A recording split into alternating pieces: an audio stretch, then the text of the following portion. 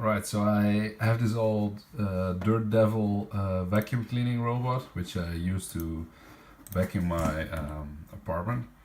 And the battery has died for a couple of times. I ordered a new one.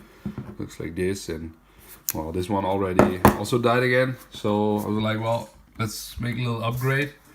Let's make a range extender for this thing. So what I did is I made a model of the vacuum cleaner, and I made a battery pack that comes on it. It uses these subsea drilling machine cells to power the battery, and they are connected in between using a spring, little spring. You'll see it later. Yeah, so start to print them.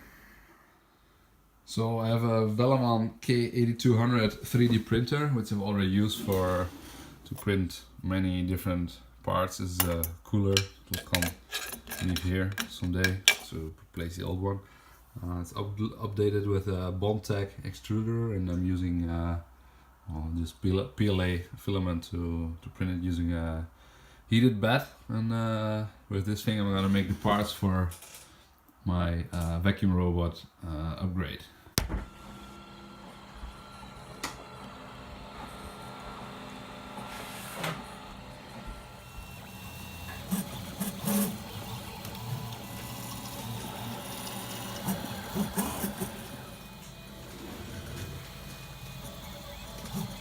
Alright, so here you can see the part getting printed, one half of the battery pack. You can see it's split it in here in half, these two angles there. Almost done, 4.5 hours after starting of the print. Quite a long print with all these features, but turned out quite well, I would say. First I made this one already, but the springs didn't really fit in, so I had to remake it now. Use these little blocks to see which size the hole should be where the spring could fit in. You see here, the new one.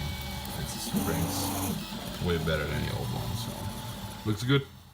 Alright, so as the batteries or the battery cells, I use these subsea drilling machine cells, 2100 milliampere hour, versus where the old one had only 800 milliampere hour. So that will result in some quite an increase in cleaning time.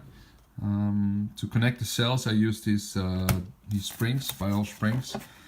For the outer ring, I used 5.5 times 40 millimeter springs, and for the other one, I used these smaller springs, 7 times.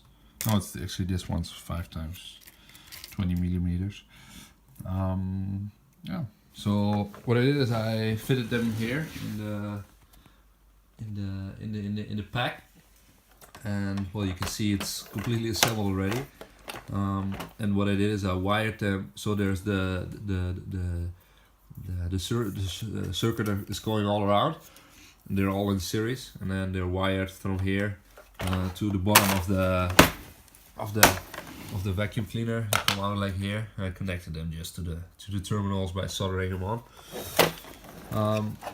Yeah, you can see I also made these bumpers on top. That's to prevent the vacuum cleaner from getting stuck underneath my drawer. Alright, it doesn't work when the lid is off. What you can also see is that I printed a latch here to make it easier to get this cover off, because this hole is covered now, so you can't really get in there. So yeah, and it actually works quite well. Yeah, okay, I got it back working.